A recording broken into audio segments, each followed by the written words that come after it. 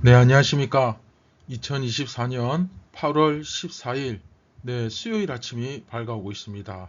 일곱 번째 이야기, 예수님은 유대교에 어떤 분으로 오셨는가? 오늘 두 번째 시간이죠.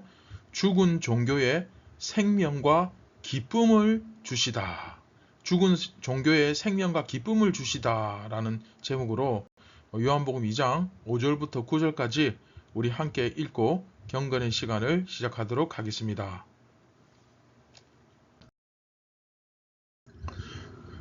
그의 어머니가 하인들에게 이르되 너희에게 무슨 말씀을 하시든지 그대로 하라 하니라. 거기에 유대인의 정결 예식을 따라 두세 통 드는 돌 항아리 6이 놓였는지라. 예수께서 그들에게 이르시되 항아리에 물을 채우라 하신즉 아기까지 채우니 이제는 떠서 연회장에게 갖다 주라 하심에 갖다 주었더니 연회장은 물로 된 포도주를 맛보고도 어디서 났는지 알지 못하되 물 떠온 하인들은 알더라. 연회장이 신랑을 불러 말하되 사람마다 먼저 좋은 포도주를 내고 취한 후에 낮은 것을 내거늘 그대는 지금까지 좋은 포도주를 두었도다 하니라.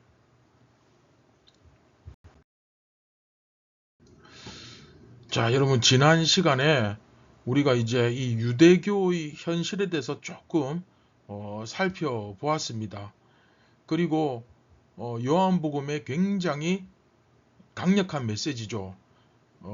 요한복음에서 말하는 영광은 다른 사람들이 생각하는 것처럼 세상이 말하는 것처럼 뭐 높아지고 유명해지고 인기가 많아지고 강력해지고 그렇게 해서 강해지는 것이 아니라 오히려 십자가를 지심으로써 그쵸 비천한 자리 낮은 자리에 감으로써 그 능력이 그 강력함이 영광이 나타났다 하는 메시지 이제 우리가 그런 것들을 살펴보았는데 자 오늘 말씀 보시면 두세 통 드는 돌 항아리 6이 놓였는데 거기에 물을 부으라고 하고 그 물을 떠서 갖다 주니까 그것이 포도주가 되었는데 그 포도주가 어느 정도였느냐 하면 그 이전에 사용하던 포도주보다 훨씬 더 좋은 포도주였다 하는 것이 이제 오늘 말씀에 나오죠.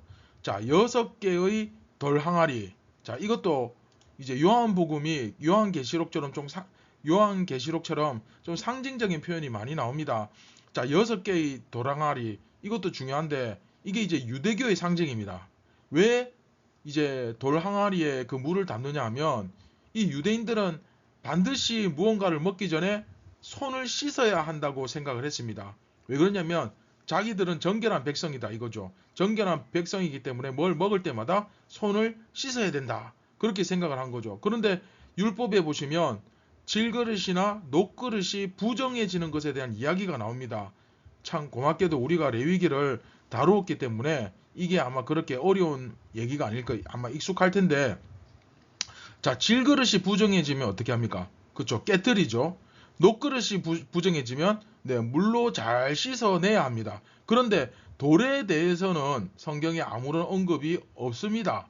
그러다 보니까 이 사람들이 먹기 전에 손을 씻는 그 정결례를 위한 물을 담아두기에는 역시 덜만한 것이 없다. 즉 돌 항아리가 가장 적절한 안성맞춤인 거죠. 깰 필요도 없고 씻을 필요도 없고. 그래서 돌 항아리에다가 물을 담아두고 이 돌은 하나님의 법도에 의해서 부정해지질 않으니 여기에 있는 물을 떠서 자기 손을 씻고 예식에 참석하고 그렇죠. 그리고 음식을 먹었던 거죠. 그런데 또한 이 6개의 돌 항아리는 딱딱하게 돌처럼 굳어버린 그 당시 유대교를 상징적으로 보여주는 것이기도 합니다. 이해되시죠? 사실 성경에는 식사 전에 손을 씻으라 뭐 이런 식의 정결 예식이 규정되어 있지는 않습니다. 이건 레위기 안 나옵니다. 이것은 그냥 유대인들 자기들이 임의로 자기들이 만든 전통에 의한 것일 뿐입니다. 게다가 6이라는 숫자도 굉장히 의미심장하죠. 자, 성경에서 6이라는 것은 그쵸 사람의 상징수거든요. 사람을 상징할 때 사람이 6째 날에 만들어지지 않았습니까?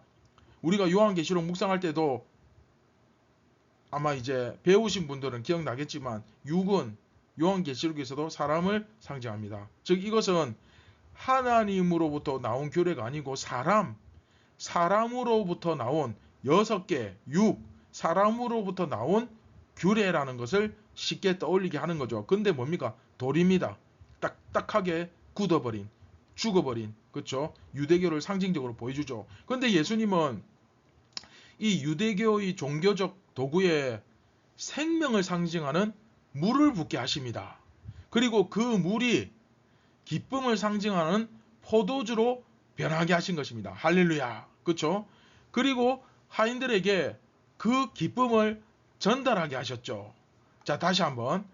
자, 생명을 상징하는 그 죽은 유대교의 종교에 예수님은 생명을 상징하는 물을 붓게 하시고 그 물이 변하여 기쁨을 상징하는 포도주가 되게 하셨고 그리고 하인들에게는 그 기쁨을 전달하게 하셨죠. 그 기쁨은 어떤 기쁨이냐? 그 이전의 기쁨보다 훨씬 더 좋은 것입니다. 물론 유대교도 원래는 기쁨이 있었죠. 그렇죠? 세상의 중심 국가가 되는 그렇죠? 그래서 정의와 공의와 그렇죠? 하지만 예수님께서 주시는 이 기쁨에 비해서는 훨씬 못한 것이었습니다. 그리고 지금은 그마저도 다 떨어진 상황이죠. 다 죽었어요. 그런데 예수님이 그 가운데 생명의 상징인 물을 사용하셔서 기쁨을 상징하는 포도주를 주시는 그렇죠? 그 참된 생명과 기쁨을 주신다는 겁니다. 할렐루야.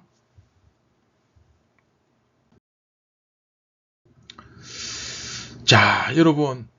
그런데 문제는 이 기쁨, 이 포도주가 어디서부터 왔는지 그 원천은 사람들이 모릅니다. 알지를 못해요. 다만 그 물을 떠온 그 소수의 하인들만 알고 있죠. 자, 이게 굉장히 중요합니다. 자, 이것이 무엇을 보여주느냐? 예수님이 그 기쁨을 저들에게, 저 유대교들에게, 그리고 세상에 던졌지만, 그렇죠? 던지셨지만 그 기쁨의 근원이 무엇인지, 누가 이 기쁨을 주셨는지, 누가 이 생명을 주셨는지는 대부분이 알지 못하고 그 소수의 사람들, 예수님의 말씀을 듣고 그대로 행한 물떠온 하인들만, 즉 예수님의 제자, 교회만 그것이 어디서부터 온 것인가를 알더라 하는 그것을 여기서, 그 교훈을 여기서 보여주는 겁니다. 이해되십니까? 그리고 11절 12절 보시면 이제 요한의 해석이 나오죠. 자, 이 부분은 다음 이 시간에 하도록 하겠습니다. 자, 오늘 말씀을 통해 우리가 깨닫는 진리가 무엇입니까? 그냥 내가 교회 예배당에 앉아 있다고 해서 예수님의 제자가 되는 거 절대 아니죠.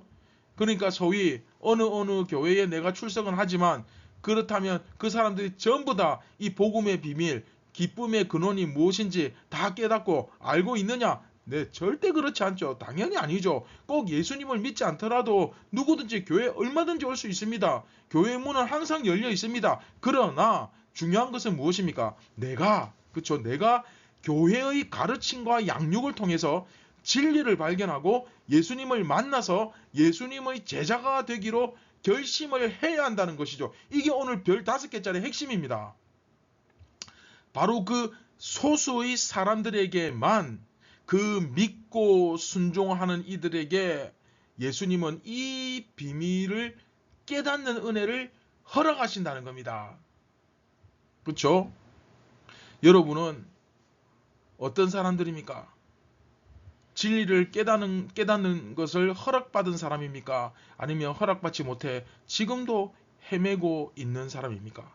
그냥 교회 다니는 사람입니까? 아니면 진리를 배우고 그 진리를 깨달아 믿고 순종하기 위해 교회로서 모이는 사람들입니까?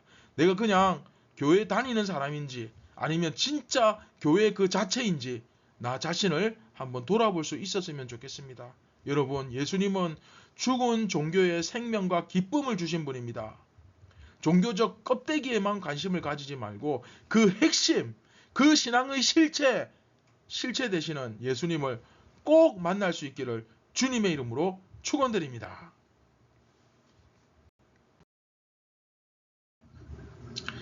네, 말씀을 기억하시면서 같이 기도하겠습니다. 참 좋으신 예수님, 오늘도 저희가 말씀과 기도를 통하여 생명의 주인 되시며 그 신앙의 실체가 되시는 예수님을 지식이 아니라 그냥 이빨린 소리가 아니라 진심으로 전심으로 만나게 하여 주옵소서. 예수님과 동행하기를 원합니다. 믿고 순종하기를 원합니다. 주님 깨닫게 하여 주시고 가르쳐 주시고 우리의 관심과 우리의 목적이 온통 세상에 빠져 있을 때 주님 우리의 눈을 돌리게 하여 주시고 우리의 발걸음을 주님께로 향하게 역사하여 주시옵소서. 오늘도 세상이 아니라 제자가 되어 살기를 원합니다. 우리를 구원하신 예수님의 이름으로 기도드립니다. 아멘. 오늘 하루도 이 생명과 기쁨의 주인 되신 예수님을 꼭 만날 수 있기를 바랍니다. 내가 교회 다닌다고, 내가 뭐 집사라고, 내가 장로라고, 내가 목사라고 당연히 그렇게 생각하지 마시고 구하시고 찾으시고 두드리셔야 됩니다. 두드리시기 바랍니다. 꼭 만날 수 있기를 바랍니다. 감사합니다.